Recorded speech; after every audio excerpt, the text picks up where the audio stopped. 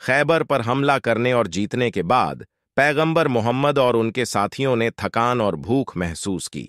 Zainab bint अल हरिथ नाम की एक यहूदी महिला पैगंबर के पास आई। या रसूलुल्लाह, क्या मैं आपके और आपके सहाबा के लिए मटन पका दूं?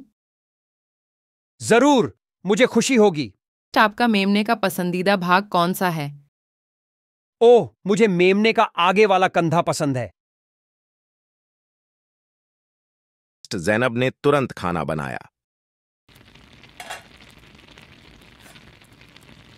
आज मेरे पति सल्लम इब्न मिशकम और मेरे परिवार के सभी पुरुष सदस्यों को मोहम्मद ने मार डाला, लेकिन अब ईश्वर ने मुझे अपने परिवार का बदला लेने का मौका दिया है। ज़ैनब ने जो मटन पकाया उस पर बड़ी मात्रा में खतरनाक जहर छिड़क दिया। यहाँ मेरे पति के लिए है, तुमने उसे मार डाला, और ये है मेरे चाचा के लिए है, और ये मेरे भाई के लिए। ओह, मेरा परिवार।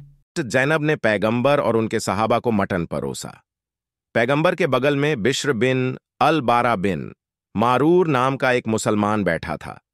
पैगंबर ने मांस लिया और चबाया, लेकिन उसने उसे निगला नहीं। बिश्र ने भी मांस लिया, चबाया और मांस निगल लिया। रुक जाओ, इस मेमने की टांग ने मुझे बताया कि मटन में जहर मिला हुआ है। बिश्र का चेहरा हरा हो गया। इसके बाद वह फर्श पर गिर गया और उसकी मौत हो गई। तो ज़ैनब को बुलाओ। ज़ैनब को पैगंबर के सामने लाया गया। तुमने ऐसा क्यों किया? तुमने मेरे पिता, मेरे चाचा और मेरे पति को मार डाला। तुमने मेरे लोगों से वह ले लिया जो तुमने लिया है। मैंने अपने आप से कहा, अगर वह सच में एक पैगंबर है तो उन्हें पता चल जाएगा। मेमना खुद उन्हें बता देगा कि मैंने क्या किया है। यदि वह एक है राजा तो हम उससे मुक्त हो जाएंगे। अल्लाह तुम्हें ऐसा करने की शक्ति कभी नहीं देगा। बाद में बिशर इब्न अलबारा के रिश्तेदारों ने खून का बदला लेने की मांग की और उसे मार दिया गया।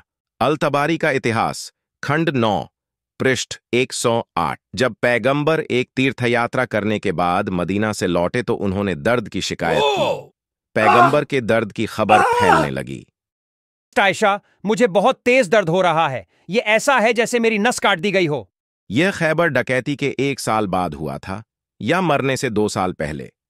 जाहिर तौर पर जहर ने धीरे धीरे उनके शरीर को नुकसान पहुंचाया और वहीं तेज दर्द का कारण बना। पैगंबर ने जहर के दर्दनाक असर को महसूस करना शुरू कर दिया। उन्होंने अपने आसपास के लोगों को इस बात की सूचना दी। बिशर बिन अलबारा की मां उन्हें देखने आई थीं। ओ रसूलुल्लाह, आपके साथ क्या हुआ? उम्म बिश्र, इस समय मुझे ऐसा लग रहा है जैसे कि खैबर में मैं आपके बेटे के साथ जो खाना खा रहा था उसके कारण मेरी महाधमनी या नस फट गई है।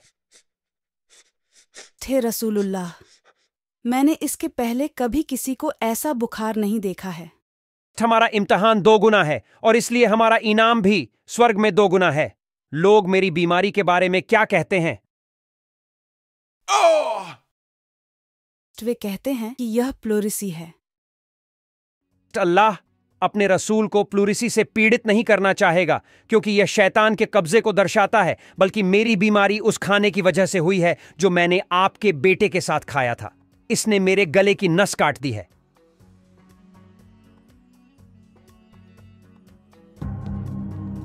मैं अल्लाह का दूत हूं। मैं एक यहूदी महिला के कारण कम उम्र में नहीं मर सकता। यह बहुत शर्मनाक है। सुनन अबू दाऊद नंबर 45 ने कहा कि पैगंबर मोहम्मद ने खुद को मेमने को खाने से मिली समस्या से बचने के लिए अपने कंधों पर कप लगा लिए। अबू हिंद ने उसे सींग और चाकू से कप लगा लिए थे। उम्मीद है ये आपके शरीर से जहर चूस लेगा। आह, सच में मैं बहुत बीमार हूं। लेकिन कपिंग से पैगंबर को कोई फायदा नहीं मिला। जब तक वह बीमार थे, पैगंबर ने अल मुअव्विदतायन या शरण की आयतों का पाठ किया, जो सूरा 113 और 114 हैं।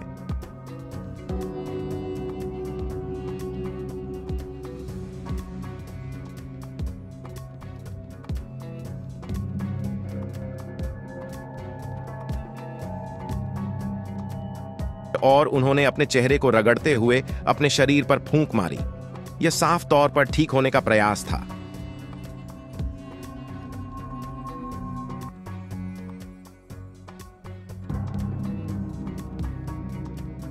आयशा ने भी पैगंबर के शरीर पर अल मुअव्विदतैन पढ़ा और उनके ऊपर अपना हाथ फेरा ताकि उन्हें ईश्वर का आशीर्वाद मिले। क्या इससे फायदा हुआ? स्पष्ट रूप से नहीं। यह भी कहा गया कि जिब्रील भी पैगंबर के लिए प्रार्थना करने में शामिल हुए।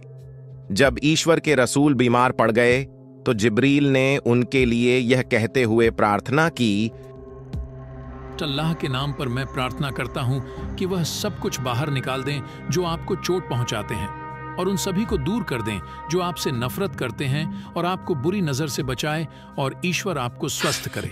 क्या जिब्रील की प्रार्थना से कुछ असर हुआ? स्पष्ट रूप से नहीं।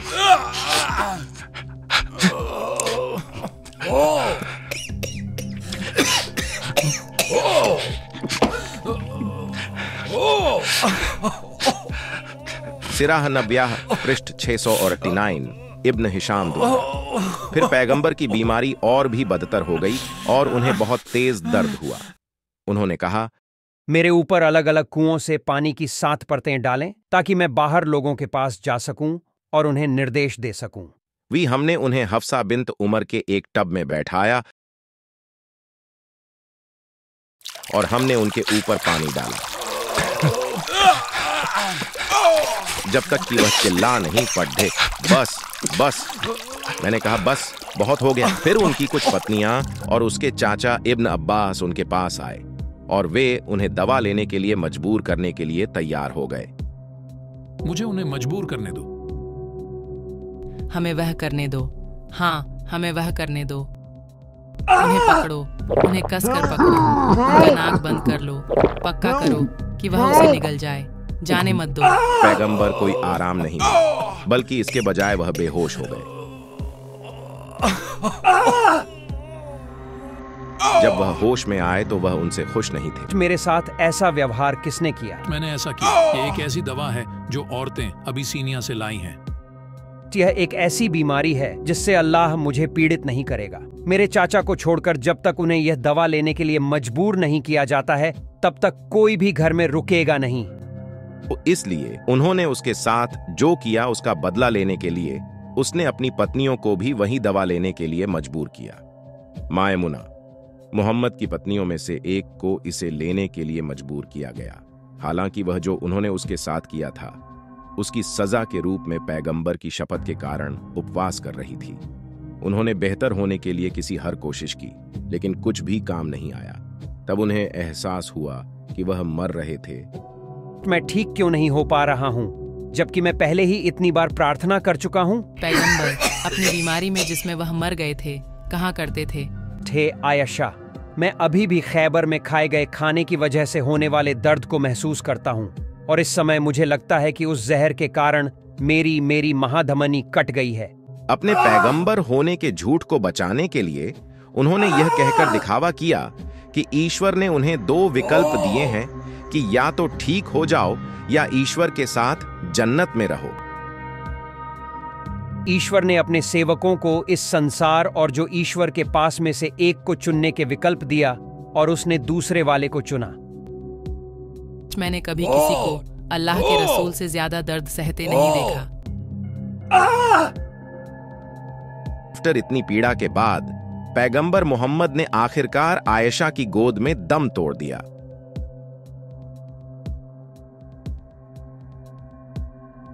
सहाबा ने पैगंबर मोहम्मद को 3 दिनों तक दफन नहीं किया। उन्होंने उस दौरान उसकी लाश को उसके कमरे में ही सड़ने दिया। शायद उन्होंने सोचा होगा कि वह तीसरे दिन फिर से जी उठेगा। आप जानते हैं कि किसके जैसे? किसके जैसे? मेरे जैसे?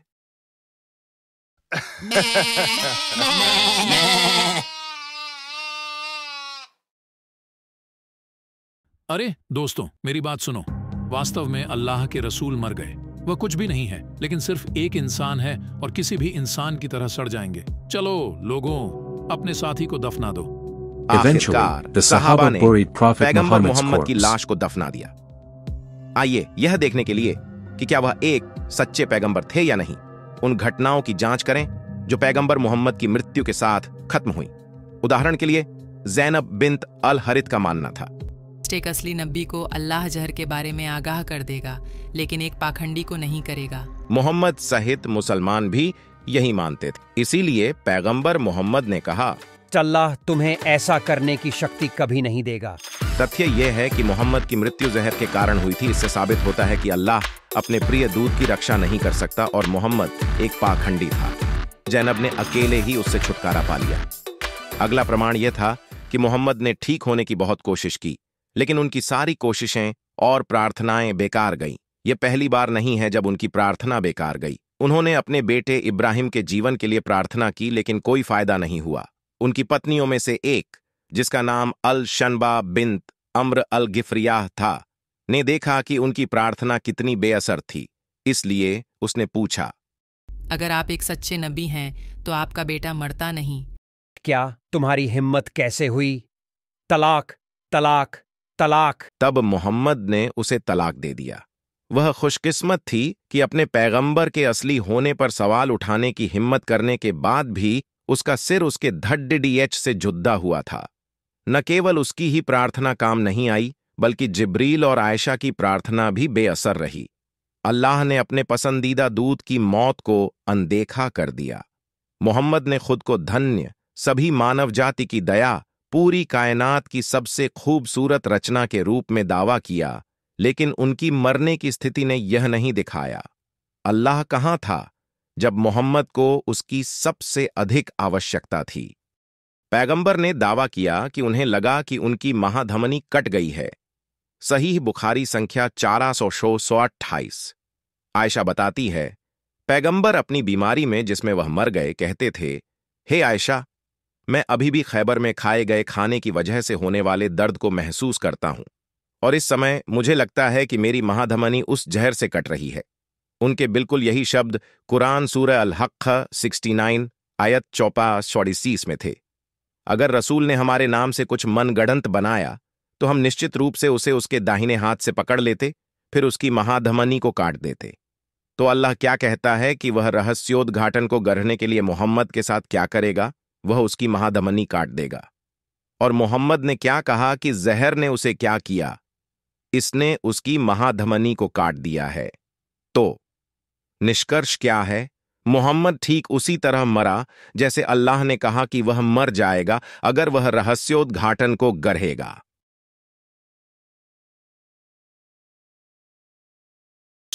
अल शाम्बा, मैंने सुना है कि पैगंबर ने तुम्हें तलाक दे दिया। हाँ, यह सच है। तो बस भी करो। तुम उस बूढ़े झूठे से बचने के लिए दुखी क्यों हो रही हो? तुम्हें इस गजब की धुन पर ध्यान देना चाहिए।